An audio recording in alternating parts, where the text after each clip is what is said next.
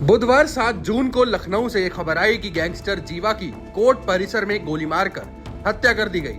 जीवा मुख्तार अंसारी गैंग का गुर्गा था। अब इस मामले में जीवा की पत्नी की भी एंट्री हुई है। जीवा की पत्नी को गिरफ्तारी का डर सता रहा है और अब उसने बचने के लिए सुप्रीम कोर्ट का दरवाजा खटखटाया है। गैंगस्टर संजीव जीवा की हत्या के बाद उसकी पत्नी पायल महेश्वरी की ओर से दायर की गई याचिका पर गुरुवार को सुप्रीम कोर्ट में सुनवाई हुई। इस दौरान यूपी सरकार के पक्ष रख रहे वकील ने कहा कि गैंगस्टर एक्ट के मुताबिक जो मामला है उसमें केस के मेरिट पर बहस की जाए। इसके अलावा यूपी सरकार की तरफ से पेश हुए वकील ने ये भी कहा कि आज गैंगस्टर जीवा का अंतिम संस्कार नहीं होना चाहिए। इसके अलावा यूपी सरकार ने सुप्रीम कोर्ट से ये भी कहा कि मानवता के आधार पर पायल महेश्वरी को उसके पति संजीव महेश्वरी उर्फ जीवा के अंतिम संस्कार में शामिल होने की इजाजत दी जा सकती है। यूपी सरकार के मुताबिक जीवा की पत्नी को दूसरी कोई राहत नहीं दी जानी चाहिए। वहीं सुप्रीम कोर्ट ने जीवा की पत्नी को मामले में अतिरिक्त हलफनामा आज दाखिल करने को कहा। बता दें कि जीवा की पत्नी ने सुप्रीम कोर्ट से अपनी गिरफ्तारी पर रोक लगाने को लेकर आज याचिका दायर की थी। सुप्रीम कोर्ट ने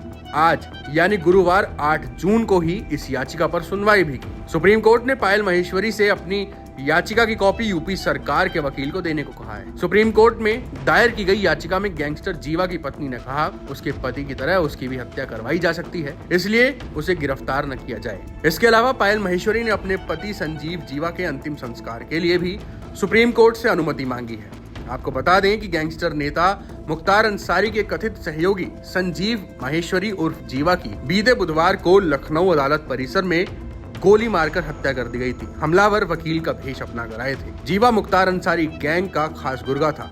मुख्तार अंसारी के लिए वो आधुनिक हथियार जुटाया करता था। इसके अलावा बीजेपी के कद्दावर नेता रहे ब्रह्मदत्त द्विवेदी के हत्याकांड में भी जीवा को उम्र कैद की सजा हुई थी। ये मामला भी सुप्रीम कोर्ट में चल रहा है। बीजेपी के विधायक रहे कृष्णानंद राय के हत्याकांड में भी जीवा का नाम आया था। हालांकि इस मामले में वो बरी हो गया था।